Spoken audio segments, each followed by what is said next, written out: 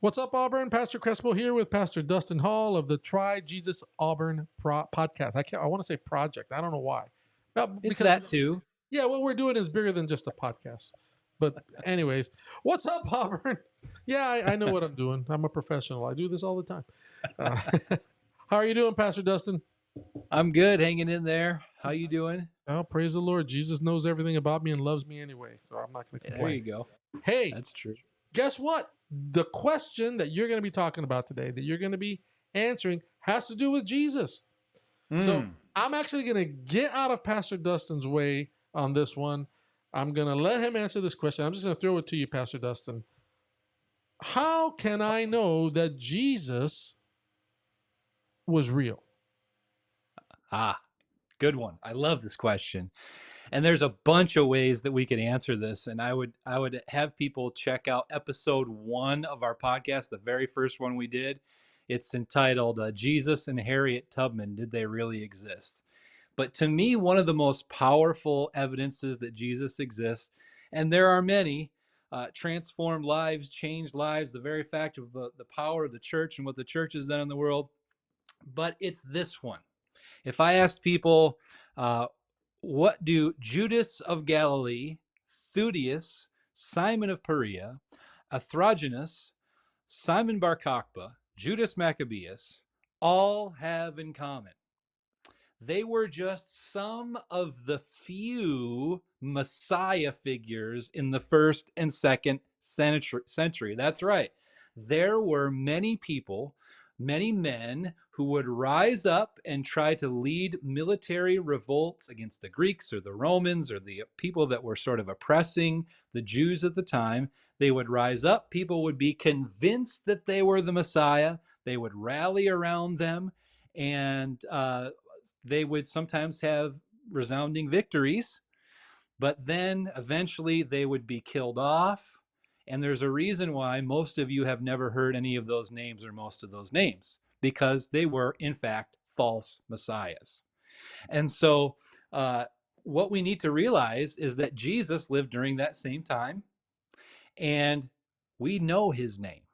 Not only do we know his name, but there is a church that represents him, Christianity. There's a faith, a religion that represents him, and billions of people over the years know his name and follow his teachings and believe that he's living.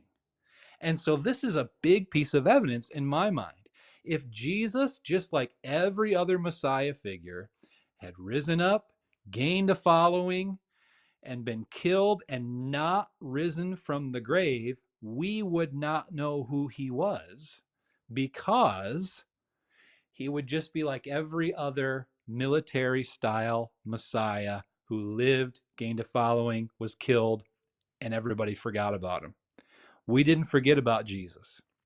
And the other part of this as well is that the people of the time were not looking for the type of person that Jesus was.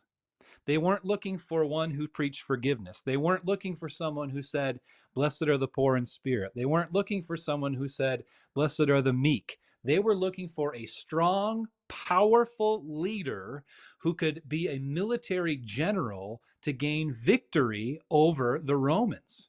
They were not looking for someone like Jesus. So if you were going to make up a Messiah and try to convert the whole first century Jews, you would not dream up someone like Jesus. It makes no sense.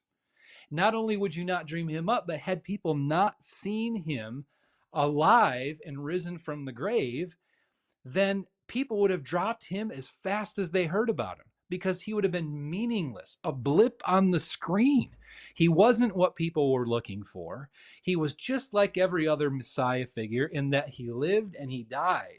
But what separates Jesus' story from every other Messiah figure is that people saw him rise from the dead.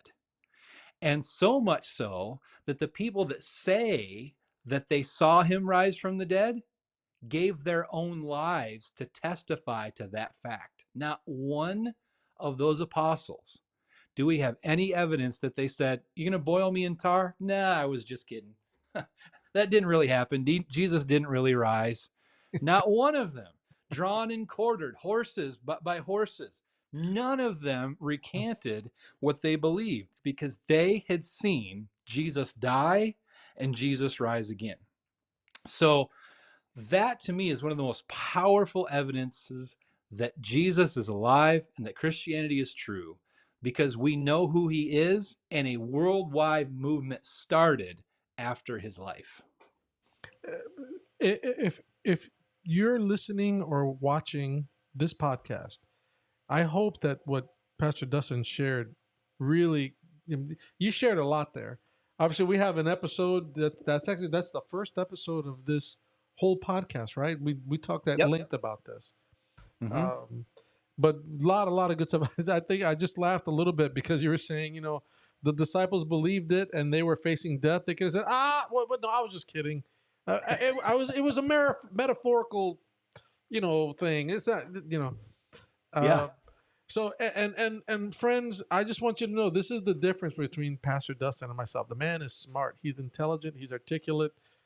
So if someone asks, "How do you know Jesus is real?" He's going to give this to you. If you ask me, "How do I know Jesus is real?" I would just say, "I just spoke to him this morning." Mm. Well, that's it. That's it for this episode, folks. Jesus is real. Check him out. All right, try Jesus. God bless. We'll see you on the next episode.